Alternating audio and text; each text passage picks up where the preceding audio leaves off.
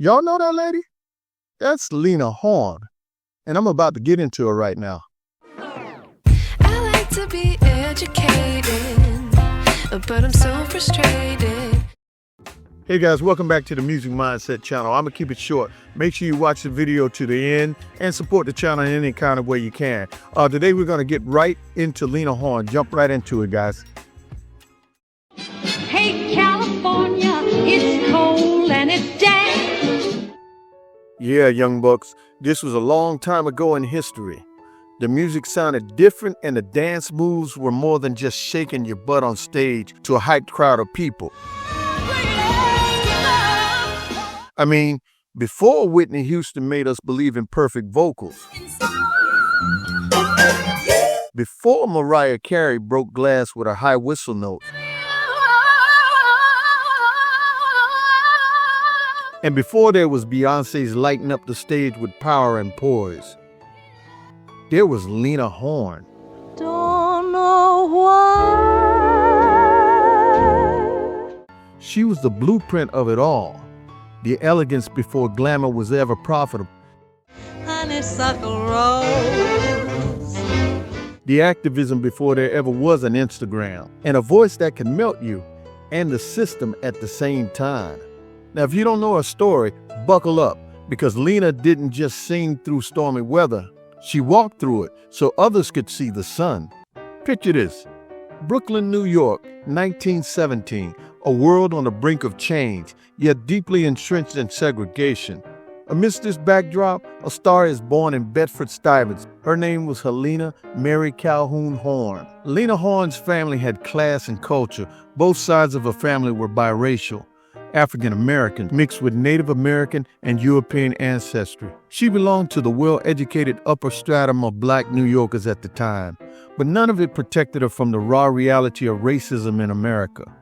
Her father left home when she was very young, and her mother spent a lot of time traveling and stuff. So Lena was raised mainly by her paternal grandparents, Edwin and Cora Horne. At points in time, she was taken out of New York and lived in places like Georgia and Pittsburgh, but then returned to New York with her mother at 12 years old. Back in New York, Lena eventually dropped out of school at 16 years old.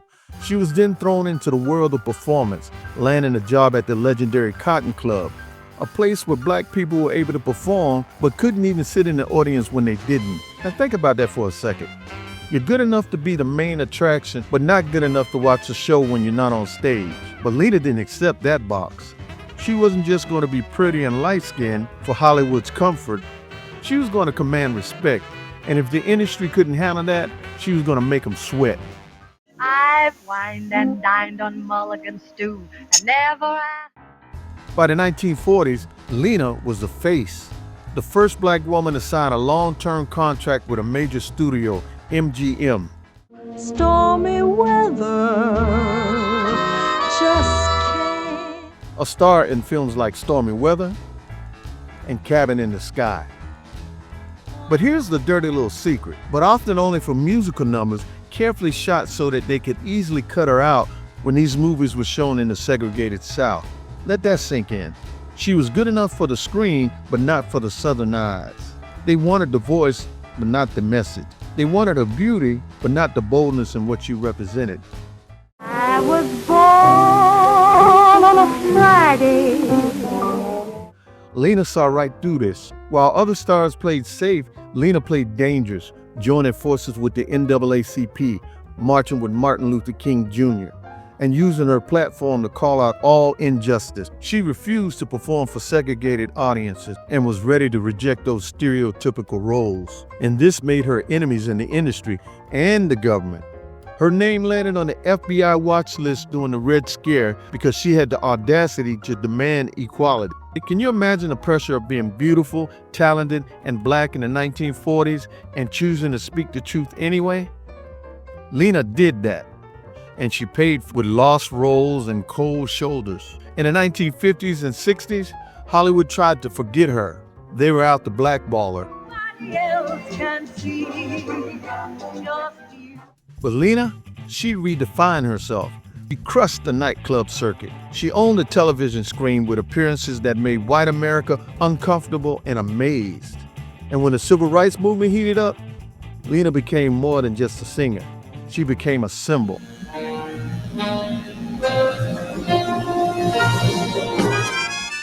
In 1981, after decades of performing, she hit Broadway with her one-woman show, Lena Horne, The Lady and Her Music.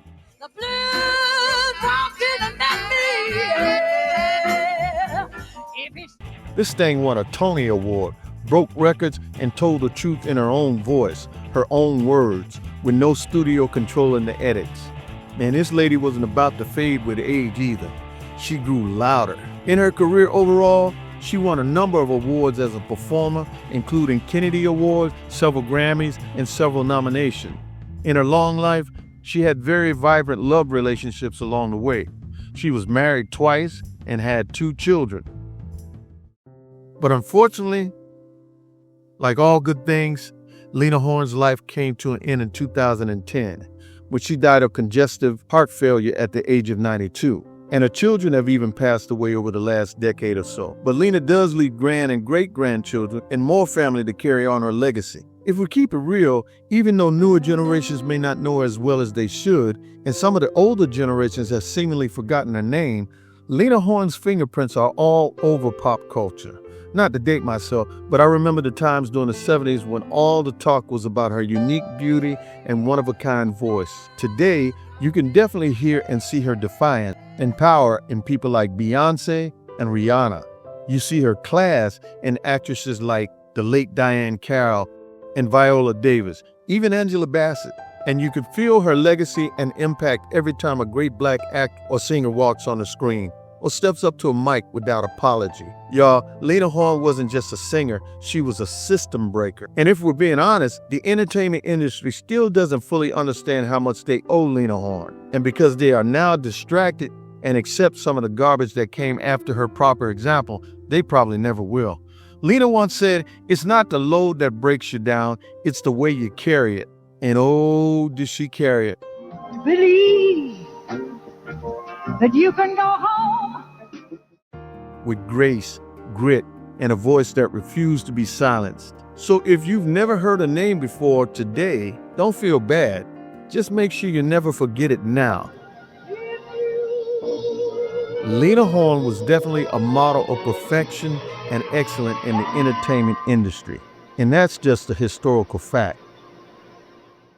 Yeah, man, that's one of the greats. She'll always be one of the greats. A lot of people forgot about her, but the stuff that she's done is incredible. You go back and look at some of the movies or listen to some of the soundtrack, and you realize that she had a special kind of voice, you know what I mean? Always sang in tune, always had a pleasant sound to her. That's Lena Horne. And I hope you appreciate that on the Music Mindset channel, and we'll check you out the next time. Thanks, guys.